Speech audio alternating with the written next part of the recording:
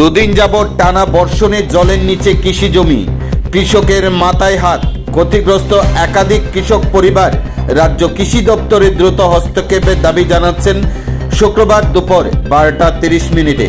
জানা যায়, এতদিন কৃষকরা বৃষ্টির জন্য ভগবানের কাছে প্রার্থনা করেছিল, কারণ সামনে পৌষ ধানের চারা রোপণ করার নির্দিষ্ট সময় তাদের হাত থেকে চলে যাচ্ছে। যদিও গোমতী নদীর জল ব্যবহার করে মেলাগড়ের পার্শ্ববর্তী কৃষিজ গ্রাম কলমক্ষেত, বরপাতর, উরমাই গ্রামের কৃষকরা ধানের চারা রোপণ করেছিল, কিন্তু গত দুদিন যাবৎ টানা বর্ষণে ধানের চারাগুলি জলের তলে। অধিকাংশ কৃষকের রোপণ করার ধানের চারা জলের নিচে চলে যায়।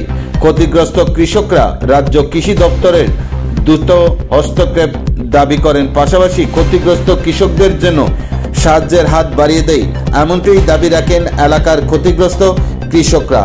এখন দেখার বিষয়, রাজ্য কৃষি দপ্তর উক্ত বিষয়ে কি ভূমিকা গ্রহণ করেন সেদিকে তাকিয়েছেন এলাকার ক্ষতিগ্রস্ত কৃষকরা। এই নিয়ে সংবাদ মাধ্যমে বিস্তারিত জানান এলাকার ক্ষতিগ্রস্ত এক কৃষক।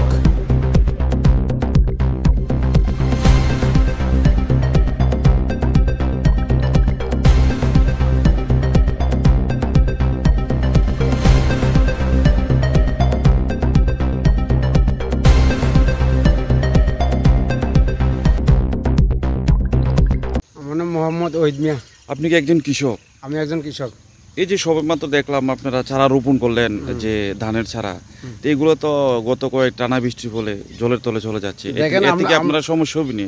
দেখেন, আমরা কৃষক এখন বিপদ আছে। এখন এতদিন আসলে আমরা খরার মধ্যে মানুষ লাগাইতেছে, যাই হোক আমরা অনেক ড্রাইভারে তারপরে আমরা জমি লাগাইলাম। জমি লাগানোর পরে কিছু আছে জমি অনেক জলের তলে, এটি মানে 10-15 দিন না হইতে পারে, কিছু আছে আবার বাইতে আছে। দেন একদিকে বৃষ্টি আমরা ক্ষতি, আরেকগুলো উপকার, আরেকগুলো ক্ষতি হয়েছে। এখন যদি এই বৃষ্টি থাকে, আপনার যদি লাগাতার আরো বৃষ্টি, আজকে যদি সারাদিন বৃষ্টি থাকে, আপনার এই যে চারাগুলো রোপণ করেছেন এগুলো কি নষ্ট হওয়ার সম্ভাবনা থাকে? নষ্ট, যেমন খোসা জমিটি আছে যেটি আছে, এটি সম্ভবত বেশি, আর যেটি যে টানের উপরে জমিটি নষ্ট হইতো না। মানে আর বৃষ্টি পারলে নষ্ট হওয়ার সম্ভাবনা বেশি দেখা যায়, বেশিরভাগ নষ্ট হওয়ার সম্ভাবনা বেশি। একটা সময় এতদিনে আপনারা বৃষ্টির লেগে আপনারা চিৎকার করছিলেন, হ্যাঁ, কিন্তু আজকে এমন বৃষ্টি হইলো যে শেষ পর্যন্ত আপনাদের ফসল নষ্ট হওয়ার সম্ভাবনার দিকে চলে যাচ্ছে। হ্যাঁ।